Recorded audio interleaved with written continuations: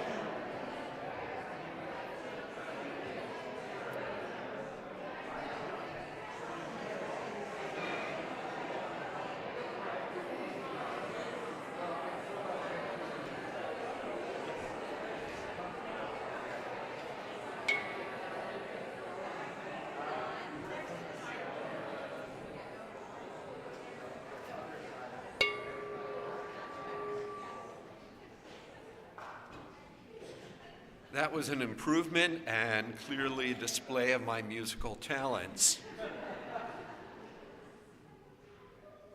So, I would like to ask Madonna Stallman to come up and light our chalice this morning.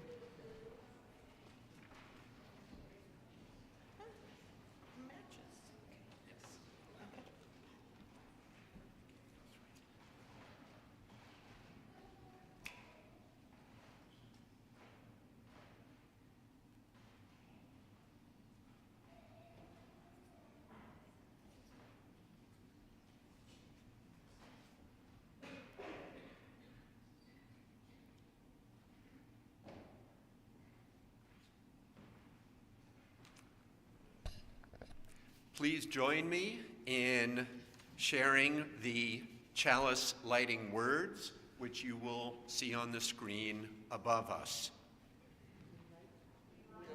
This chalice for the warmth of love, right truth, and the piety of action. And back to you, Madonna.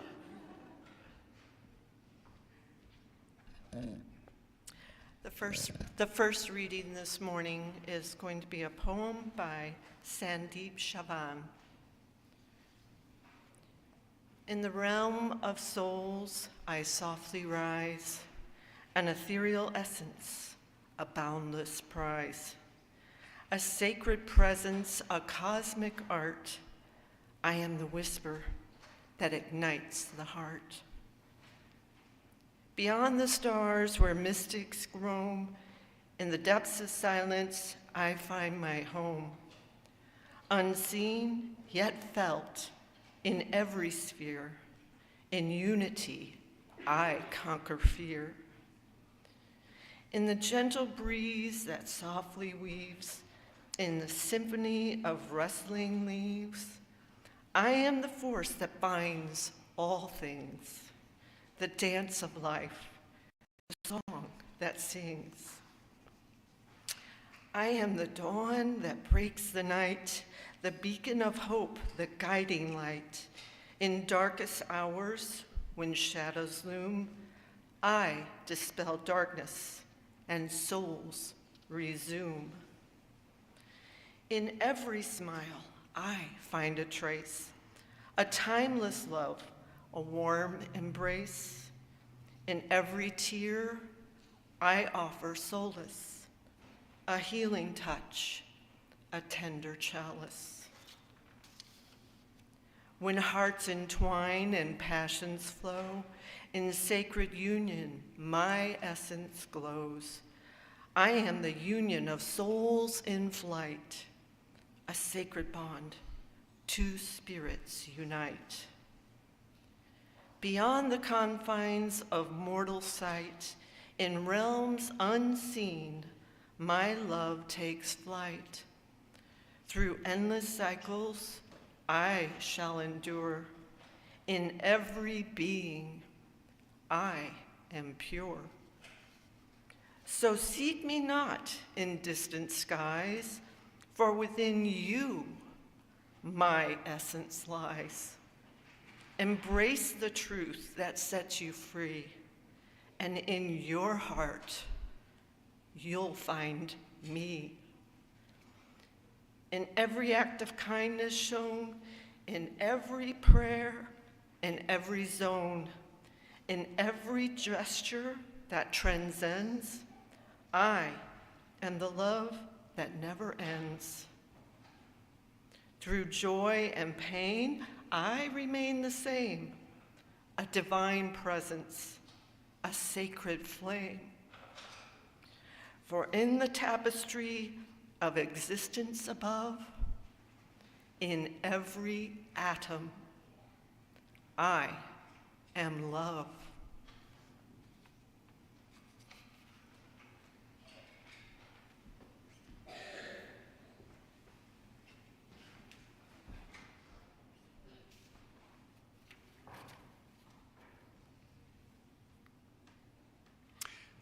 Our first hymn today is number 126, Come Thou Fount of Every Blessing. You will also find the words on the screens.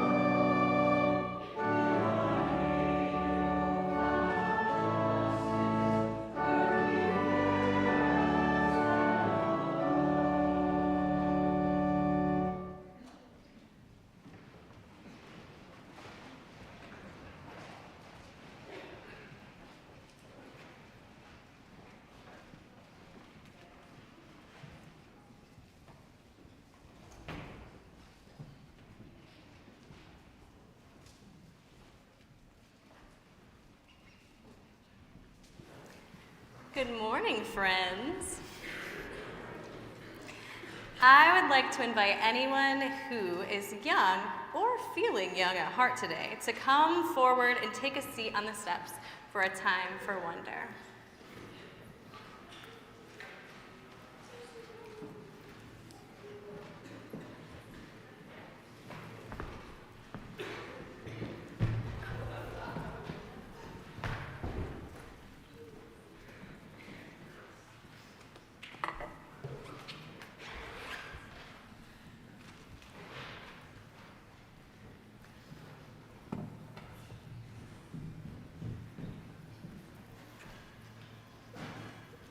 Liliana, I need these overalls. I need them. Liliana's wearing some fantastic mushroom overalls. 10 out of 10 to Liliana. They're fantastic. We'll have to talk about those later. Yes, that's great. 10 out of 10. Now, I see some new faces today. Does anybody who is maybe new want to open up our Wonder Box today? Do you guys want to check it out? Come up here, come on. Can we make room for our new friends? Hi, what are your names? Maya and Mason. Say that again, Maya And Mason. and Mason. Nice to meet you too. I'm Madeline. Do you want to open up this Wonder Box and see what's in there? Sure. What is in there? A book? Any clues? And a pen. And Maya and Mason weren't here last week, so maybe we can tell Maya and Mason what we did last week. Do you guys remember?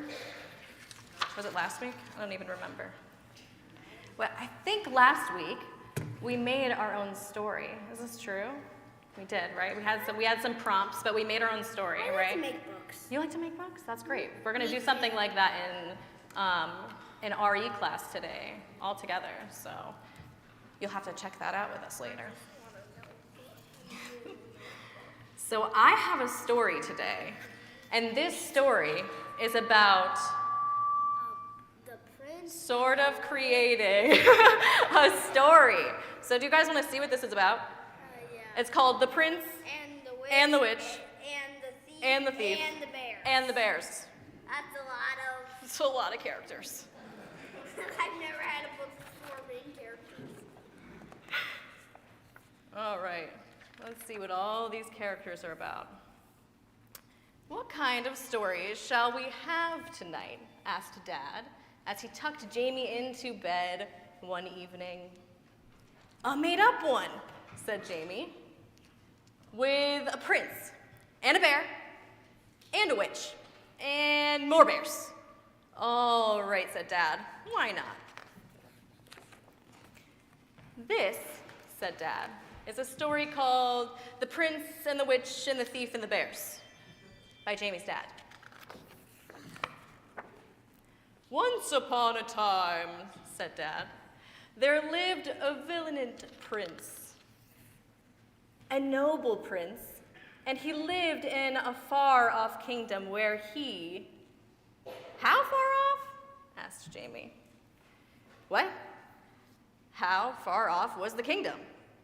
The kingdom, said Dad, was far, far away. On the top of the highest mountain in the world, Mount Really, Really Tall, where fierce bears and dragons and wolves prowl.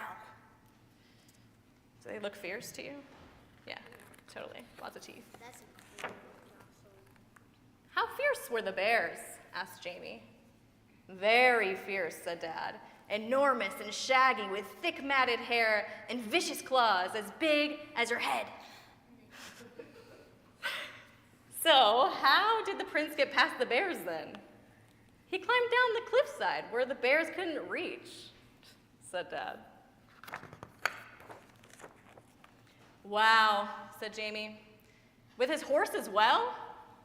Oh, yes, said Dad. He carried his horse on his back. Wow, he's strong. He was very strong. Yeah, that would probably fall.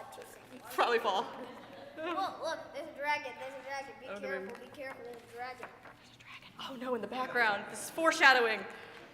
So, said Dad, There was this prince, and he was very brave, and one day he set off to rescue a beautiful princess. Why couldn't the princess rescue the prince? Complained Jamie. Mom says princesses in stories are rubbish. Well, in this story, it's the prince. I want it to be the princess, said Jamie.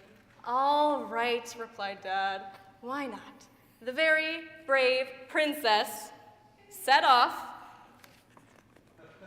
No, actually, I want it to be the prince, said Jamie. The prince, exclaimed Dad. The prince set off to rescue the princess. The princess was a prisoner in a dark tower at the edge of the forest.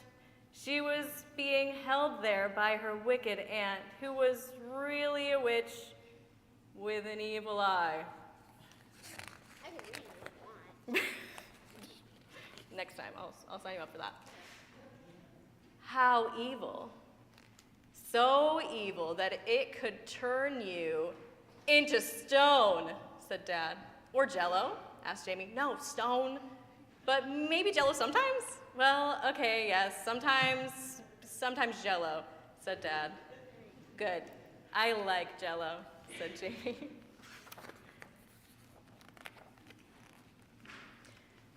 The witch had locked the princess in the tower. Why did she do that? She did it to set a trap for the prince. The witch hated the prince because he'd laughed at her only friend, a tiny green frog just as big as your thumb, who lived in the folds of the witch's cloak. It's pretty cute. How would they make fun of him? And so it was that the prince rode for many miles until he reached the tower, a terrible, awful place called Castle Broccoli, said Jamie. Castle Broccoli. I don't like broccoli, muttered Jamie. That's the funniest thing. At the top of the disgusting, hideous Castle Broccoli, the prince looked for the princess, but before he could rescue her, the witch caught him. The witch caught him, agreed Dad. And they had a fight. Because the witch was really a ninja, said Jamie. Because the witch was really a ninja.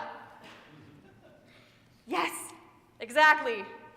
The witch, who was really a ninja, attacked the prince with a mighty leaping kick. But he dodged, and she flew over the castle walls and Into the bear's house. and was eaten by the bears, said Dad. Oh, said Jamie. Dad looked down. What's wrong? Well, I kind of liked the witch, said Jamie. She was a ninja, and she had an evil eye and a frog. And anyway, it was all the silly prince's fault for laughing, and she never got to turn anyone into Jell-O. Said Dad. Right. The witch was eaten by the bears, he said, or so it seemed. But at the last minute, the princess, who was secretly a famous jewel thief called Fingers Malloy, picked the lock of her cell, ran to the wall, threw down a rope, and caught the witch. Yay! But then the tiny frog flew out of the witch's cloak. Oh no, said the prince, said Dad. The witch grabbed the frog, and the princess and the prince heaved her back up. And the horse helped, said Jamie. And the horse helped, of course, said Dad. Together they pulled the witch and her frog back up to the top of the castle and to safety. Hooray! The witch was so grateful for them rescuing her and her frog that she said sorry for capturing the princess. And the prince said sorry to the witch for laughing at her frog.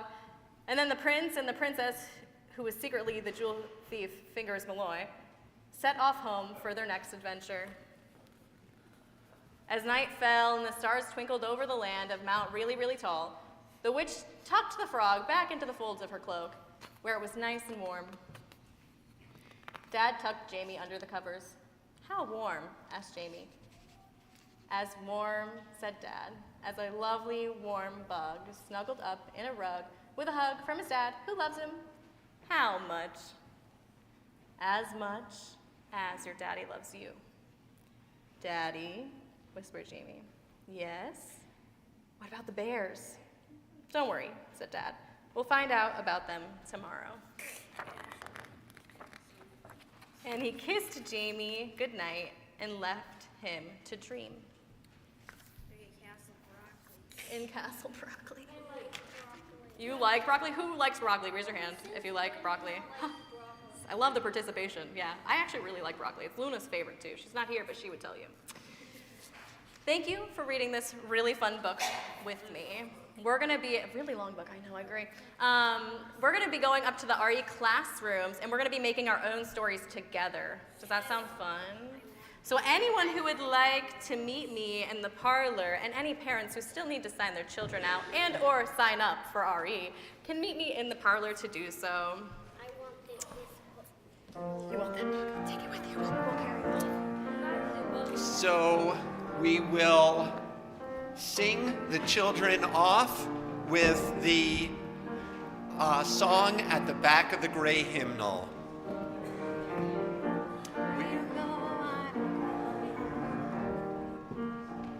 Where you go, I will go.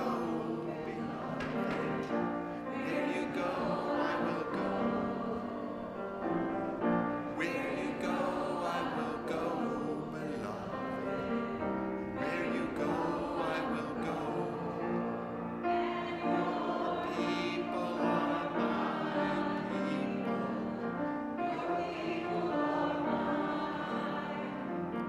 Your people are my people. Your divine, my divine.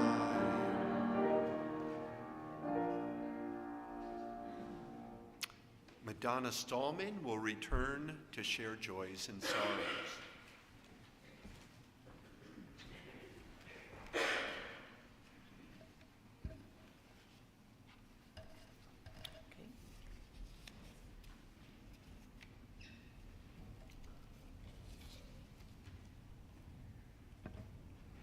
I'm up here quite a bit this morning. Good morning again, everyone. There are two different ways that your joy or sorrow or appreciation can be submitted for inclusion on Sunday. You can send notices to Joys and Sorrows at uuithaca.org by 9 a.m. on Sunday morning, or you can fill out a green card that's over there in the basket before the service and place it in the basket inside the door to the parlor.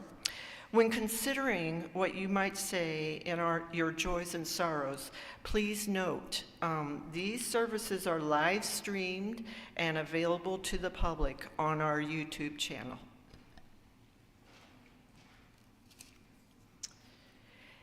In a spirit of reverence, love, and care, we take time now to bear witness to some of the joys and sorrows of our community, to share those events that call for our prayers and support, our praise and celebration.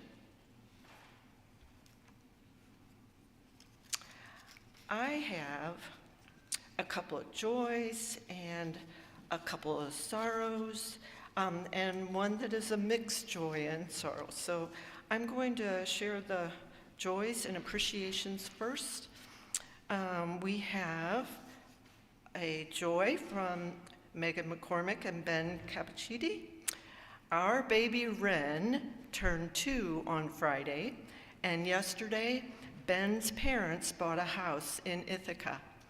They'll be moving from France in a few months, so if you speak French or know someone who does, let us know.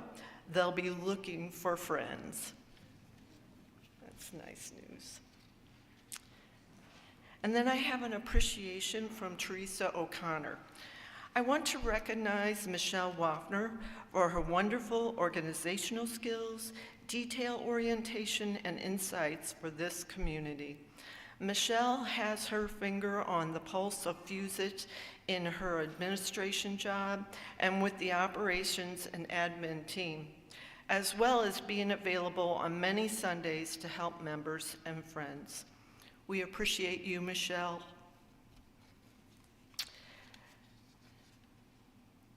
Then I have a sorrow from Cheryl Botts. Cheryl Botts' father, Henry Botts, peacefully passed away last Sunday in his residence in Albuquerque, New Mexico. He was 94. He lived a humble and dignified life until his last breath. Cheryl and family will miss him dearly. He's an example of living life fully. And then I have a mixed joy and sorrow submitted by Mary Paul Kirkpatrick. Longtime FUSIT member Dick Cogger, after a long decline with Alzheimer's,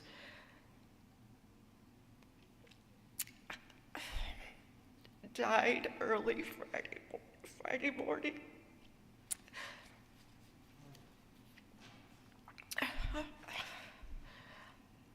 He died early Friday morning at the Bridges residence in Cayuga Heights, where he received excellent care. A celebration of life will be planned for sometime in the spring.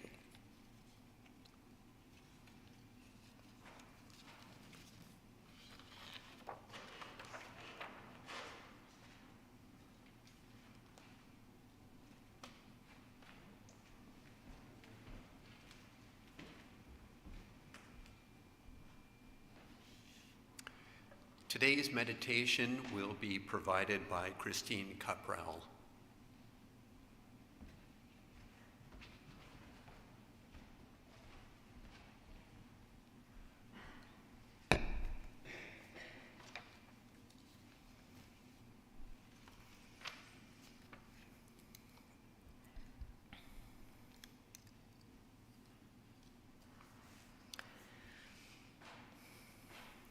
The past has already gone, and the future is yet to come. I am concentrating on being peaceful, happy, and free in the present moment. Now I'm concentrating on being aware of each breath. My attention on the breath is continuous. I follow the breath as it begins, and my abdomen starts to expand. I continue to pay attention as my abdomen rises and falls with each breath. Like a child going high and low on a swing. Like a swing, my breath slows down at each end. I follow it all the way as it slows down and starts again. I embrace my breath with all my care and attention, like a mother holds her baby. I do not drop the baby. Thoughts stay in the background. I enjoy the rhythmic rise and fall of my abdomen. I enjoy staying in the here and now. I have stopped running forward and backward. My mind keeps producing thoughts. That is its nature. I do not follow the thoughts. I concentrate on my breath.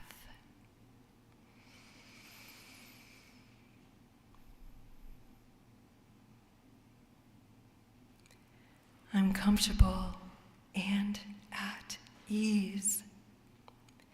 With each breath, I let go of tension, remove it from my body and mind. Remove it from my body and mind.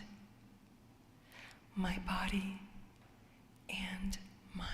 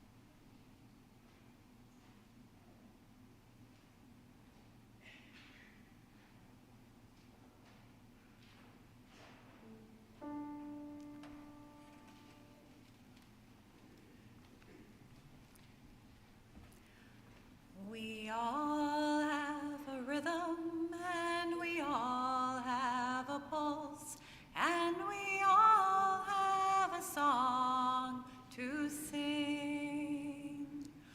We all have a rhythm, and we all have a pulse, and we all have a song to sing.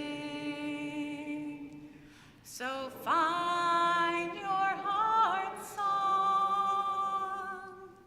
Your heart is your drum beat.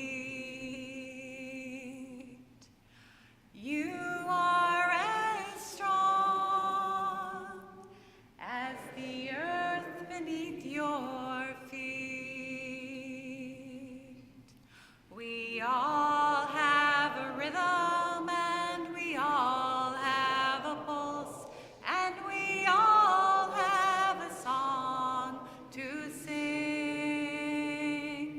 We all have a rhythm, and we all have a pulse, and we all have a song to sing. So find your heart song. Your heart is your drum beat. You are as strong as the earth beneath your feet. One more time. We all have a rhythm, and we all have a pose, and we all have a song to sing. We all have a rhythm, and we all have a pulse, and we all have a song to sing. So find your heart song. Your heart is the drum beat. You are as strong as the earth beneath your feet.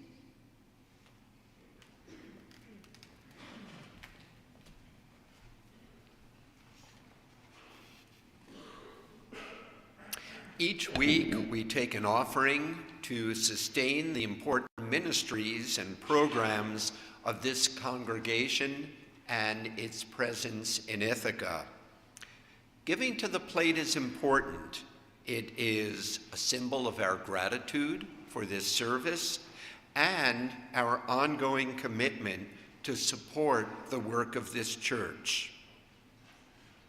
For those watching remotely, instructions for giving using your phone or computer will appear on your screen during the offertory music, and the information below the live stream image on YouTube. For those attending in person, our ushers will now pass the plate.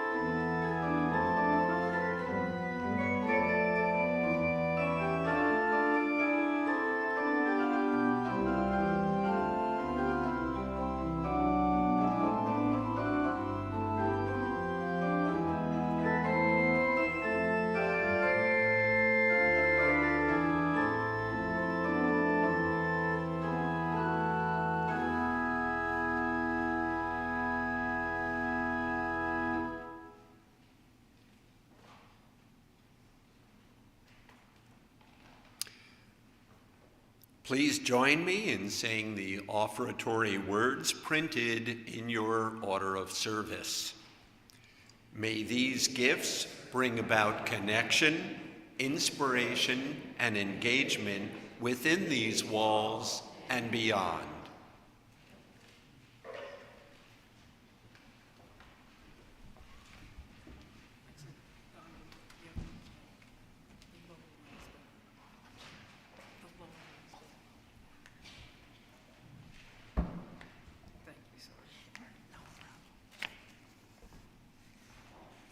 Good morning.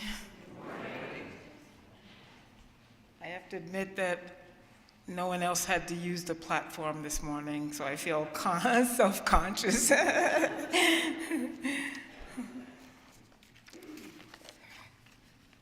I love the theme of story, not just because I love writing, but because our lives are simply stories. And they are extraordinary when we think about one another and the things that we've experienced, the things that have been experienced by others around the world. It is incredible that we still carry on. Our stories never stop being written. They're rich with character and themes and plots and settings, and they go on and on. Points of views that change over time. They continue to include more and more each moment that we live. But there's an amazement to all of it. You don't ever really have your own story. There are no actual exclusive rights in the book of life. Your story and my story are always the stories of many, because each of our stories would have little depth if it weren't for one another. Years ago, my brother was very ill and dying, and as I sat by his side, I was writing a poem for him. And it began with the line, "One person's death is a story of many people's lives."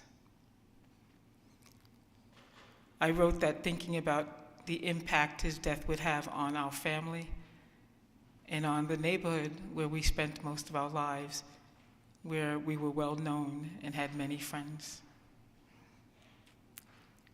Our existence in this life together is inseparable, tied to the details of the existences of others and others still. And the shocking twist of it all is that we often are not even the primary authors of our stories. When disasters happen, changing leadership, wars, economic depression, earthquakes, floods, or fires that leave people's lives destroyed, a story gets written for us.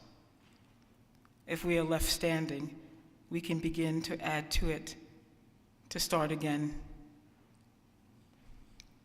The stories of our lives are epic. They're sagas, lengthy narrators of a group's history, the history of who we are collectively, with all of its drama right there before us. Everything that we are, every step that we have taken throughout the human development is all the material we need to create endless, powerful tales of our time here on earth. It's actually astonishing. A chronicle of our survival that refers to the incredible determination that we have to continue. It's a testament to our undeniable sharedness as a human race. Through our stories, we can seed and grow connections, yielding and nourishing a more profound sense of self by standing before one another, aglow in the same light, exposed and warmed by the same rays of the sun, revealing and availing ourselves to one another. Our physical and spiritual image sketched in the journals of our stories that we have no choice but to write together. Stories that open pathways to empathy and acceptance, forcing us to come to terms with the impact that we have on one another's lives and how we can effect change and outcome. As we write our stories, we encounter indelible pieces that can enter the script at any time and change and transform our very core. Open our hearts, open our minds, bend us in ways that we never expected, reach emotions and feelings that we did not know we had, and give us new and glorious ideas of what more to write, what more to hope for, what more to uncover as we go on living. I remember when I think I was about 28 years old when I adopted my nephew, who then became my son. So one story automatically changed into a different story. My husband and I got married. He came to the wedding and went home with us the same day. So we were an instant family of a 9-year-old. We never planned on having children. I was having a great time.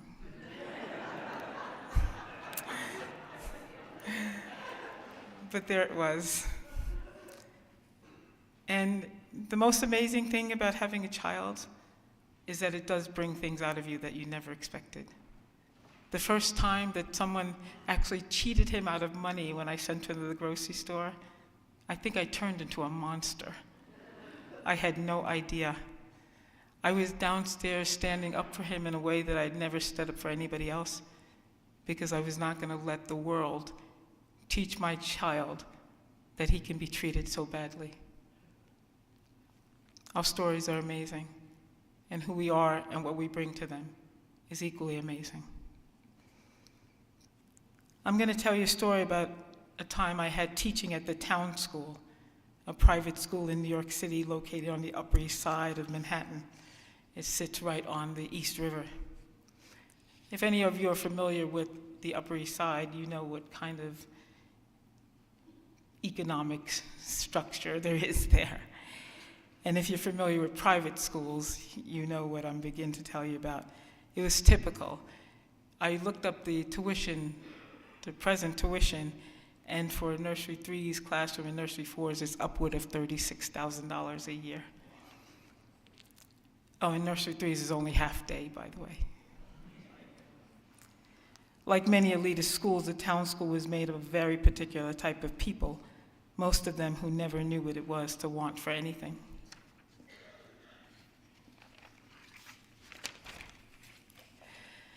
And they hid from the fact that they actually needed one another, unless they were just building a new portfolio.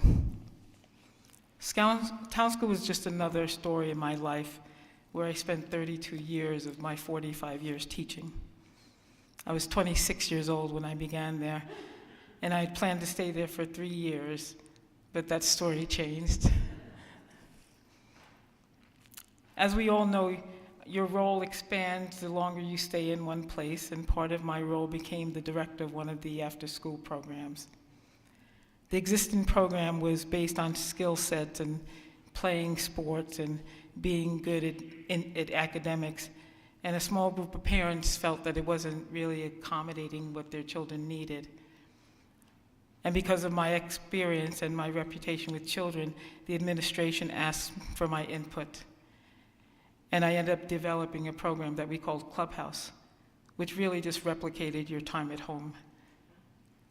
Sitting, hanging out, eating, chatting, a little screen time here and there, collective art projects, and just feeling loved and attended to.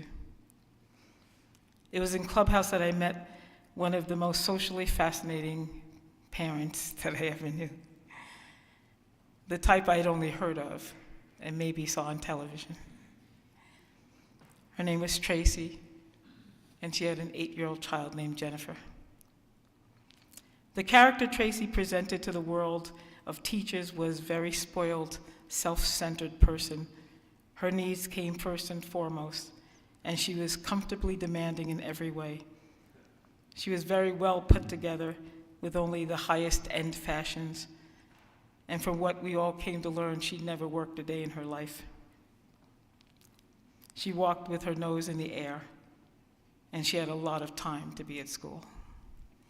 Needless to say that she was not very liked.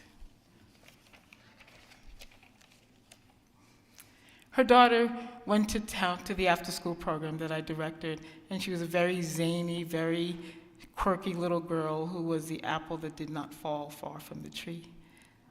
She was socially inappropriate, sometimes mean, quite demanding, but she was a child, a very nutty child, and I absolutely loved her. And honestly, for some criticized reason, I actually loved her mother. Tracy was a funny character, like I said, the type I'd never actually met, but heard of, like she was some sort of mythological creature. But what I saw in her was something that seemed hurt and alone and abandoned, and it pulled on my heart. She was divorced, and I knew that it was hard on both her and her child. She felt like she couldn't find her sense of value in the world. I saw the hurt in her eyes and sometimes heard it in her voice, and I could never ignore that. So I treated her with the utmost respect, showed interest in her life, and uplifted her whenever I could.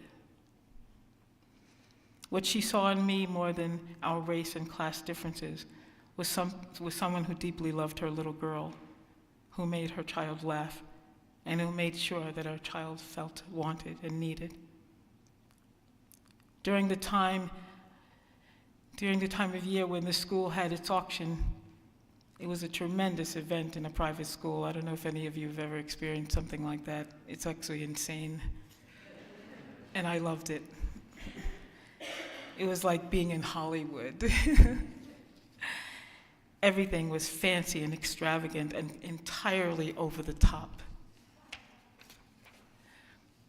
Great food, dancing, laughing, spending time with people we cared for, and buzzing around about who donated and purchased the most expensive items.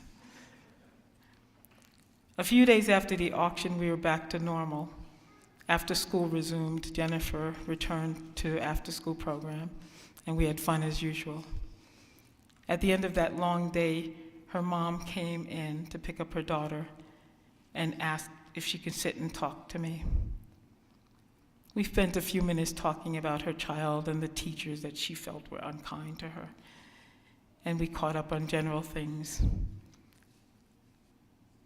As part of the conversation, Tracy told me that she had something she wanted to give me, and it felt very sweet. A woman who was self-centered and didn't give much to anybody. She told me she had purchased tickets for the Four Seasons Hotel in Paris, plus the airfare, and she wanted me to have the package because she knew I loved traveling. Of course, I told her that I couldn't take it because it was too much. And I asked her why wasn't she going? Why wasn't she using it? And she told me she had broken up with her boyfriend and it was too painful to be alone. Her face was flushed and filled with tears. Her eyes were filled with tears, and it was sad. She insisted she wanted to give me this as a gift, and eventually I accepted.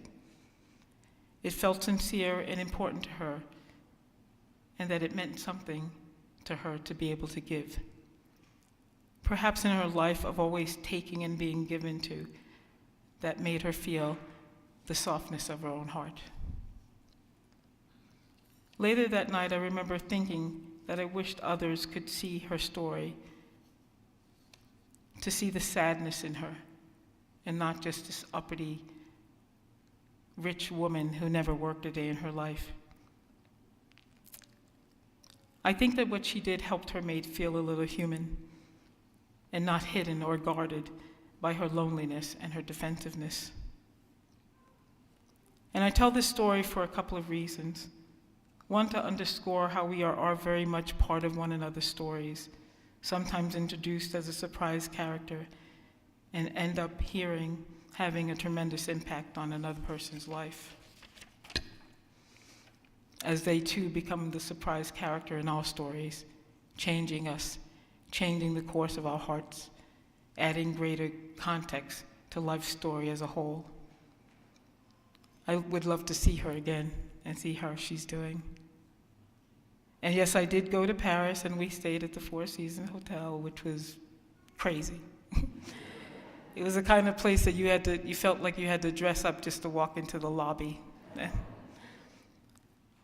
My husband, who's a working class guy, was overwhelmed.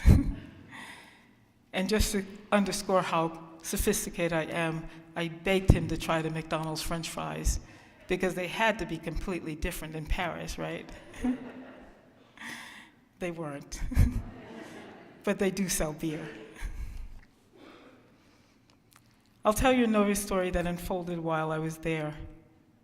One of the most incredible experiences I had while I was in Paris was at the Louvre Museum. Everything about it and in it was mystical and magical, and a reminder of the many pieces of history that enter into our lives through books, through television, through stories, through actual experiences. I remember being in one of the galleries and carefully viewing the sculptures in just that one room. As I turned around a few times, going back over each piece, allowing my eyes and mind to devour the details of each thing, I had an incredible realization that everything, every part of life that takes hold of us and changes and transforms us was right there, surrounding me. Right there, a mirror of our existence. Life, the human story captured through the timeless eyes and visions and the hearts and the hands of artists who build and sculpt and chisel their stories, telling them silently on the floors and between the walls of these remarkable places, telling us, inviting us to be a part of an even bigger story.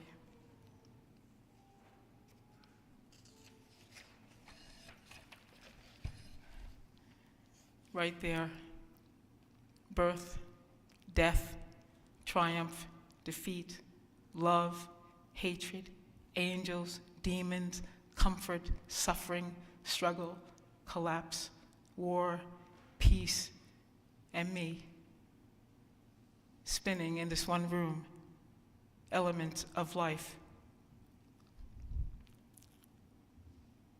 What a story we live, stories tucked within stories, the mirror placed before the mirror, creating an endlessness that will never cease.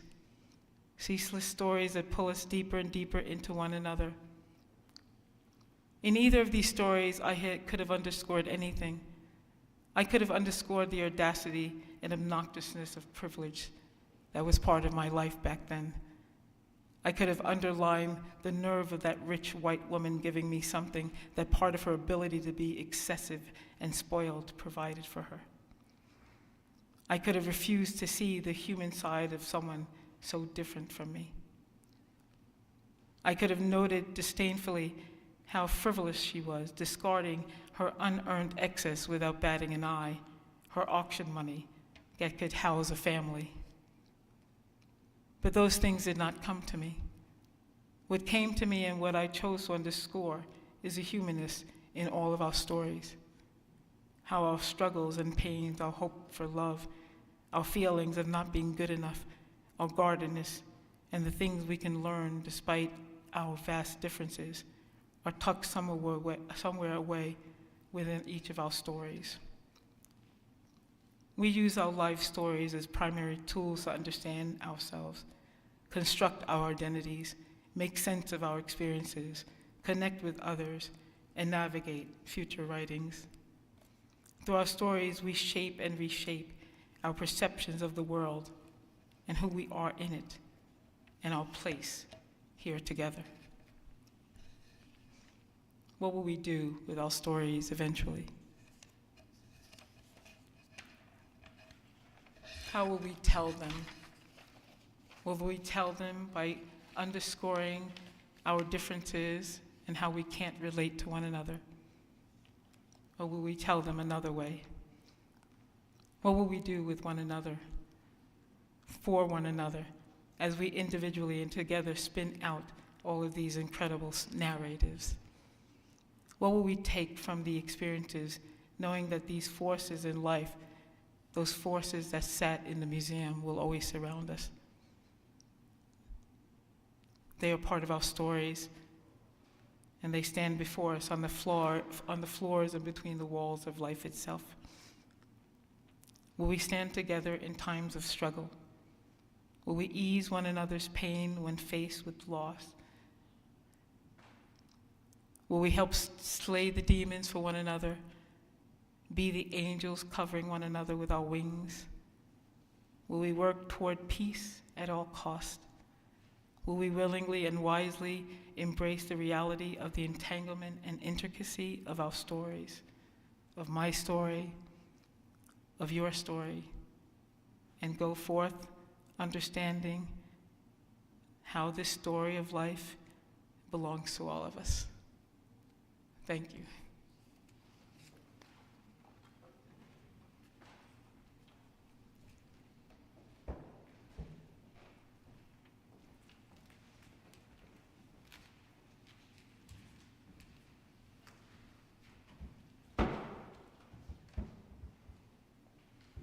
Our closing hymn is number 1051. You can also see the words on the screen.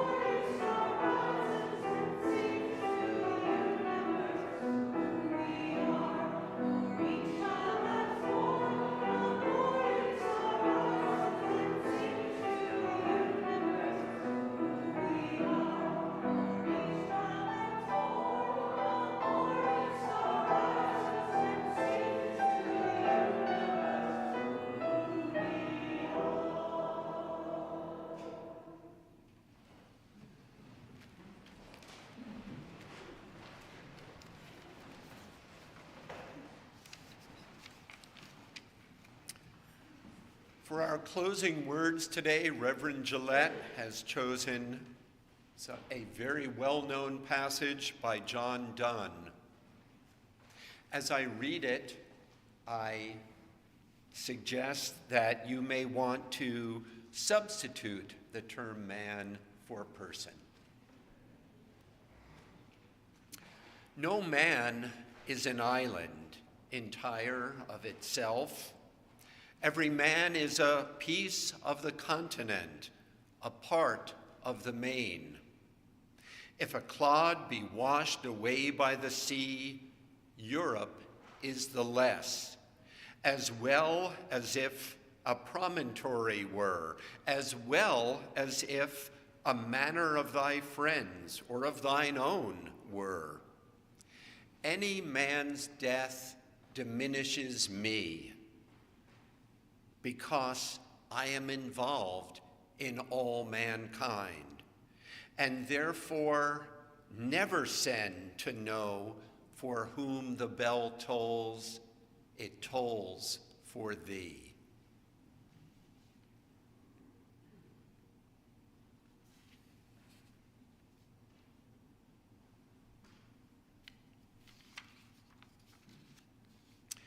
We extinguish the flame now, but not the light of truth, the warmth of community, or the fire of commitment. These we carry in our hearts until we are together again. Our service has ended. Let our true service now begin.